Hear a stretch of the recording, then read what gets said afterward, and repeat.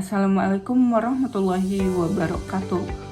Perkenalkan, nama saya Rahmat Aliksan Fikri dengan NIM 250162663 dari Prodi Pendidikan Bahasa dan Sastra Indonesia.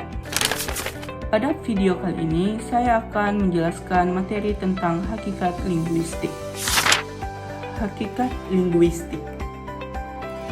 Yang pertama, linguistik adalah bahasa secara ilmiah.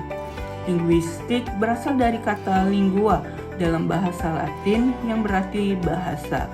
Karena itu, linguistik dipahami sebagai studi tentang bahasa. Para ahli seperti Martin menyatakan bahwa linguistik adalah telaah ilmiah tentang bahasa manusia. Jadi, objek kajian linguistik bukan salah satu bahasa atau bahasa tertentu seperti bahasa Indonesia atau bahasa Arab, melainkan bahasa secara umum. Linguistik mengkaji seluk-beluk bahasa pada umumnya, bahasa yang menjadi alat interaksi sosial milik manusia. Selanjutnya yaitu fokus pada struktur, penggunaan, dan fungsi bahasa. Maksudnya adalah struktur bahasa. Lingue adalah sistem bahasa yang dimiliki bersama oleh masyarakat dan bersifat abstrak, teratur, serta konvensional. Karena linguistik mempelajari lingue, berarti linguistik mempelajari struktur bahasa seperti bagaimana bahasa tersusun, kaidah-kaidahnya, dan hubungan sebagai suatu sistem. Ini sejalan dengan pertanyaan bahwa linguistik berkepentingan untuk mengkodifikasi sistem bahasa, bukan tuturan individu. Yang kedua, penggunaan bahasa. Parole adalah wujud bahasa yang nyata dalam bentuk ujaran, digunakan oleh individu dalam komunikasi sehari-hari. Setiap individu memiliki bentuk tuturan yang berbeda-beda. Dengan mempelajari parole, linguistik juga memperhatikan penggunaan bahasa secara konkret, bagaimana bahasa diujarkan, serta bagaimana variasinya muncul dalam interaksi. Yang ketiga, fungsi bahasa. Linguistik mengkaji bahasa sebagai alat interaksi sosial. Artinya, bahasa dipahami bukan hanya sebagai sistem bentuk, tetapi juga dilihat dari fungsi sosial dalam masyarakat. Bahasa dianalisis sebagai sarana komunikasi, alat menyampaikan makna, dan sebagai bagian dari kegiatan manusia. Selanjutnya, memahami bahasa sebagai fenomena sosial, psikologis, dan budaya, yang artinya bahasa dipahami sebagai fenomena sosial karena merupakan sistem yang dimiliki bersama oleh masyarakat dan digunakan sebagai alat interaksi. Bahasa juga merupakan fenomena psikologis sebagai parole muncul dari individu dan setiap tuturan dipengaruhi oleh proses mental penggunaannya. Selain itu, bahasa berkaitan dengan kebudayaan karena makna dan penggunaan bahasa ditentukan oleh konteks sosial dan budaya masyarakat tempat bahasa itu hidup. Objek kajian linguistik. Yang pertama, bahasa sebagai sistem tanda, yang artinya sistem bahasa yang dimiliki bersama oleh masyarakat dan bersifat konvensional. Sebagai sistem, bahasa terdiri atas lambang-lambang atau tanda yang tidak terlihat dalam komunikasi tetapi diatur oleh kaidah tertentu. Tanda-tanda bahasa itu baru tampak ketika diwujudkan dalam parole atau tuturan. Karena bahasa dipahami sebagai sistem tanda yang tersusun secara teratur dan digunakan untuk menyampaikan makna dalam masyarakat. Yang kedua, struktur bahasa seperti fonologi, morfologi, sintaksis, dan semantik. Fonologi yang mempelajari bunyi bahasa, sedangkan morfologi yang mempelajari bentuk dan pembentukan kata. Sintaksis yang mengatur penyusunan frase dan kalimat, serta semantik yang membahas makna leksikal, gramatikal, kontekstual, dan idiomatikal. Yang ketiga, penggunaan bahasa dalam masyarakat, yang dimana bahasa digunakan dalam masyarakat sebagai alat interaksi sosial, sehingga penggunaannya selalu berkaitan dengan konteks sosial. Hal ini tercermin ketika parole dipahami sebagai tuturan nyata yang dipengaruhi situasi, kebutuhan tutur dan kebutuhan komunikasi. Ciri-ciri kajian linguistik.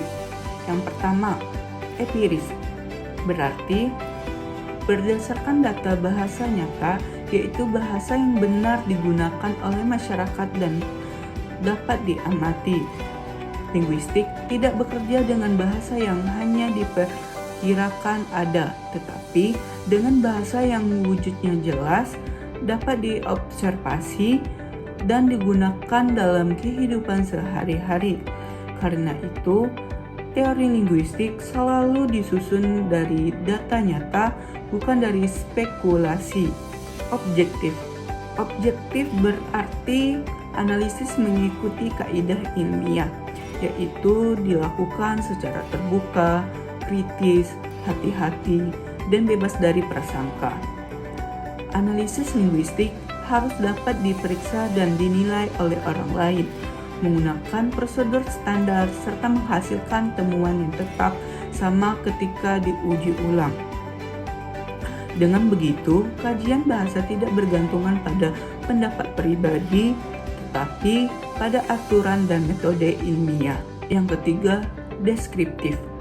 Deskriptif berarti menggambarkan bahasa apa adanya, bukan menilai benar atau salah. Linguistik bertujuan mempelajari dan menjelaskan bahasa sebagaimana digunakan oleh penuturnya, bukan menunjukkan bentuk yang seharusnya. Hal ini berbeda dengan pembelajaran bahasa yang bersifat preskriptif. Karena itu, linguistik hanya mendeskripsikan fakta bahasa sebagaimana terjadinya dalam masyarakat tanpa memberi penilaian. Tujuan linguistik. Yang pertama, menjelaskan bagaimana bahasa bekerja. Linguistik menguraikan cara bahasa tersusun sebagai sistem dan bagaimana bahasa diwujudkan dalam tuturan yang nyata. Bahasa memiliki pola kaidah dan struktur yang dapat diamati secara empiris, mulai dari bunyi, kata, kalimat, hingga makna. Dan linguistik bertugas mendeskripsikan semua unsur agar terlihat bagaimana bahasa berfungsi sebagai alat interaksi sosial dalam masyarakat. Yang kedua, mendeskripsikan struktur dan aturan bahasa, yang dimana tugas linguistik adalah mengkodifikasi sistem bahasa, bukan tuturan individu, sehingga fokusnya adalah menemukan dan merumuskan kaidah-kaidah yang mengatur cara bahasa bekerja secara ilmiah dan konsisten dalam masyarakat. Yang ketiga, mengembangkan teori bahasa dan penerapannya, yang artinya linguistik tidak hanya mengumpulkan data, tetapi merumuskan teori berdasarkan pengamatan empiris. Linguistik telah melalui tahapan perumusan teori, yaitu mengajukan hipotesis, menguji dengan data, dan menyempurnakan bila ditemukan data baru. Teori-teori ini kemudian diterapkan dalam berbagai bidang seperti pengerjaan bahasa, penerjemahan, dan penulisan buku, sehingga membantu memahami dan menggunakan bahasa secara tepat. Manfaat studi linguistik. Yang pertama, manfaatnya adalah pengajaran bahasa. Linguistik membantu pengajaran bahasa karena guru perlu memahami fonologi, morfologi, sintaksis, dan semantik untuk melatih keterampilan bahasa siswa serta menjelaskan kaidah bahasa dan dengan tepat. Yang kedua, kajian sastra dan budaya. Pengetahuan linguistik mendukung analisis makna, gaya bahasa, dan konteks bahasa dalam karya sastra. Bahasa dipahami sebagai dari kebudayaan sehingga kajian sastra membutuhkan pemahaman struktur penggunaan bahasa. Yang ketiga, teknologi bahasa. Struktur bahasa, aturan, dan pola makna yang dipelajari linguistik menjadi dasar bagi teknologi pemrosesan bahasa seperti pengenalan suara, penerjemahan, dan sistem kecerdasan buatan yang bekerja dengan data bahasa. Yang keempat, komunikasi antara budaya. Karena bahasa terkait erat dengan masyarakat dan kebudayaan, linguistik membantu memahami cara orang dari budaya berbeda menggunakan bahasa, sehingga mempermudah komunikasi dan mencegah salah tafsir dan interaksi lintas budaya. Yang terakhir, komunikasi antara budaya. Karena bahasa terkait erat dengan masyarakat dan kebudayaannya, linguistik membantu memahami cara orang dari budaya berbeda menggunakan bahasa, sehingga mempermudah komunikasi dan mencegah salah tafsir dalam interaksi lintas budaya. Cukup sekian presentasi saya akhiri. Wassalamualaikum warahmatullahi wabarakatuh.